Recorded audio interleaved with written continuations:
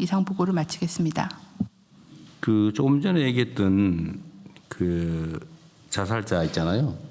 이것도 사실은 일종의 위기 가구인데 네. 뭐 배고프다, 뭐 혼자 외롭다, 병들었다 이거는 체크가 되는데 빚져 가지고 끙끙 앓고 있는데 죽어야 되겠다 이런 사람들은 징후나 이런 게 없을까요? 저희가 현재 그 자살 상담센터나 그냥 드린 먹거리 복지 연계를 할 때 그 위기를 촉발한 위험 요인이 뭔지를 파악을 해서 그게 빚이나 금융에 대한 부분이면 신용회복위원회나 아니면 서민금융지원센터라거나 각 부처가 운영하고 있는 취약계층 지원센터랑 상호 연계하고 있습니다. 그리고 혹시 법무부 있잖아요. 그 지금 벌금 못 내가지고 환영 유치된 사람들, 벌금 대신에 징역 사는 사람들 숫자 혹시 대충? 노역장 유치자가 지금 평균 1,550명 정도 됩니다. 1,500명 정도? 예. 한 개 교도소 정도 되네요. 네네. 굉장히 심각합니다. 그래서 이거에 대해서 저희들이 노역장 유치된 사람들 기본적으로 고령이고 노동 능력 없는 거의 이런 분들이기 때문에 노역장 유치 해놨지만 80% 이상이 노역을 못하는 상황입니다. 그 지금 이 제도에서 노역도 못 시키고. 아니 매우 심각합니다. 그래서 가둬놓고 관리하느라고 돈만 들고 있는 그래서 거예요. 노역장 유치도 가스급방이 가능하거나 노역장 유치자 중에서 사회봉사로 좀 대체할 수 있도록 하는 그런 방안도 저희들이 적극 좀 권장하고 있습니다. 사회봉사 활동을 시키는, 그러니까 생산적인 사회봉사 활동을 있잖아요. 네네. 그런 걸 좀 시키고 벌금을 좀 까주는 것도 한번 검토해 보면 좋겠네요. 예, 그래서 좀 제가 취임 처음 그 법무부 장관 취임 후에 이걸 보니까 너무 심각해 갖고요. 계속 제도 개선을 좀 해오고 있고 많이 좀 전보다는 강하게 집행을 안 하고 있는데 법률 개정 사항도 있고 또 당사자들이 노역장 유치 대신 사회봉사를 이제 신청을 해야 되고 법원에서 처음에 또 사실은 그걸 해줘야 되는데 그것도 저희들이 좀 적극 안 법원이야 하고 형량을 있습니다. 선고 안 할 수가 없겠죠. 네네. 그런데 벌금 빌려주는 저 민간은행 있죠. 벌금이요? 벌금 빌려주는 거 있잖아요. 그건- 사회운동 차원에서 하는 거 있어요. 그건 처음 들어봅니다. 그 장발장은행이든가? 장발장은행이라고요? 그죠? 예. 근데 내가 장발장은행에 저도 사실은 관계가 좀 옛날에 있었던 사람인데 내가 뭐 이해충돌은 아니고 거기에 예를 들어 벌금 대신 이렇게 대신 벌금을 빌려주는 거죠. 빌려주면 이 사람들이 이제 갚는데 그거를 그 회수율이 상당히 높다고 하더라고요. 네네. 그거 한번 알아보시죠. 네, 하여튼 뭐 적극적으로 저희 그 정 장관님이 아는 사람하고 관계된 사람이 하고 있어요. 네. 그렇습니다. 예. 지금 어쨌든 그 노역장 유치가 굉장히 심각한 문제가 많아갖고요. 전면적인 제도 개편을 지금 뭐 대검과 같이 지금 연구를 하고 있습니다. 왜냐하면 그 차라리 그 벌금을 좀 제도적으로 좀 빌려주고 예, 예. 본인의 의사가 있으면 네.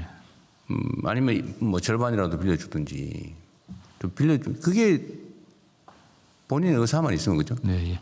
근데 현실적으로는 어쨌든 조금 전에 말씀드린 것처럼 이게 전혀 그 형벌의 효과를 뭐 아무 못 의미가 거두고 없잖아요. 있거든요. 그러니까 물론 이제 벌금이 형벌의 효과가 있는 사람도 있는데 개인적으로 보면 그 형벌은커녕 오히려 피차 간의 부담만 되는 경우가 오히려 많지 않나 싶어요. 아니, 참 그 대통령께서 지적하신 것처럼요. 최근에도 노역장 유치를 해왔는데 상당히 그 중증 질환이 있어갖고 병원에 가서 입원시켜갖고 국가가 한 3천만 원 정도 병원비만 들은 사례도 있습니다.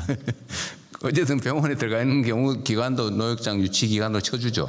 네, 뭐 그런 이제 현재 어떤 구속된 상태니까. 구속돼 있으면 그런 거지.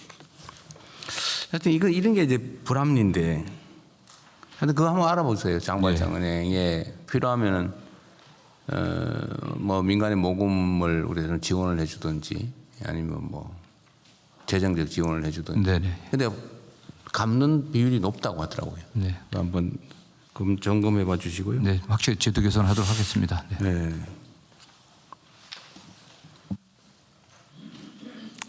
예, 그 저기 복지부도 하여튼 이 빚져 가지고 죽겠다는 사람 혹시 뭐 추가로 발굴할 방법이 없는지 연구 좀 해보세요. 저희가 오늘 보고 드린 것처럼 복지 위기 가구를 매년 조사할 때 그 읍면동 담당자들이 위기 여부를 조사하고 위기의 원인에 대한 부분들을 파악해서 원인별로 관계 부처하고 협의하고 있어서요. 그 과정에서 개인 채무나 이런 불법 추심 이런 문제들을 좀 적극적으로 확인하고 네. 연계하겠습니다. 이게 그 정말로 내가 재산이 있는데 떼먹어야지 그러고 조세 회피하거나 뭐 이런 악질적인 사람들의 경우는 말고 네. 이 죽는 사람들은 사실은 착한 사람들이거든요. 잘 제도를 모르는 경우도 제도도 있어서 모르고 빚은 반드시 갚아야 되고 네. 남한테 피해 입혔고 뭐 이런 생각하다가 결국은 그 극단적인 선택을 하는 건데 저희가 또 금융감독원하고 MOU를 맺어서 네. 이런 금융 위기에 대한 대처법에 대한 안내나 교육도 같이 진행하고 있거든요. 그래서 네. 그런 방법을 안내하는 것도 좀 더 활발하게 하겠습니다. 그러니까 저는 개인적으로도 한번 겪어봤던 사람이기도 한데 하여튼 개인 파산을 신청해서 면책을 받는 길이 있다라고 알려줬는데도 그 신청하는 비용이 뭐 한 100몇십만에서 한 200~300만 원씩 든다고요. 그럼 비용, 소위 법무사 비용 뭐 비슷하게. 그냥 그 돈이 없어가지고 또 못하는 경우도 있다고 해요. 먹고 죽을래도 뭐가 없다는 얘기처럼. 그럼 그 파산 면책 처리 비용 지원이라도 뭐 좀 해주든지. 그 지금 법률구조공단에서 일부 제가 정확히는 모르겠지만 일부 하는 걸로 알고 있는데 이 법률구조공단에서 해야 될 것 같습니다. 이게. 네. 예. 그러면은 그거를 광고를 좀 대대적으로 해요. 이거 모르는 사람이 너무 많거든요. 네네. 하여튼 이게 아까도 얘기지만 다시 자꾸 얘기해서 그러긴 한데 이게 원래 빚을 지르는 원인은 채무자가 잘못한 것도 있지만 채권자가 그걸 고려해서 빌려줘야 된다는 것도 있다고요. 그 채권자들은 원래 그 일부는 떼일 걸 각오하고 그게 다 이자 비용이 포함되어 있잖아요.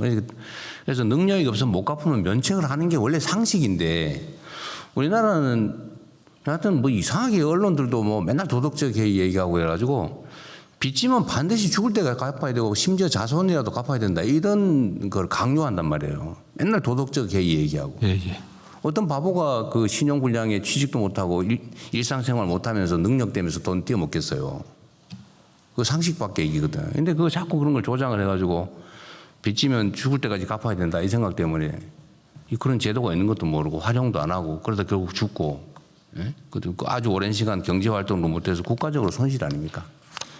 그래서 이 홍보도 좀 그러면 예, 좀 구조공단이 대대적으로 좀 하든지 예. 빚을 져서 갚을 능력이 안 되면 파산 면책할 수 있고 채무 조정할 수 있다. 이걸 대대적으로 알려서 너무 상식적으로 다 그렇게 처리해 줘야 돼요. 네네. 선진국들 다 그렇게 하잖아요. 비용이 필요하면은 기획예산청에서 좀 챙겨주도록 하시고요. 예. 하여튼 너무 답답하고 안타까워서 자꾸 많이 얘기하게 됩니다.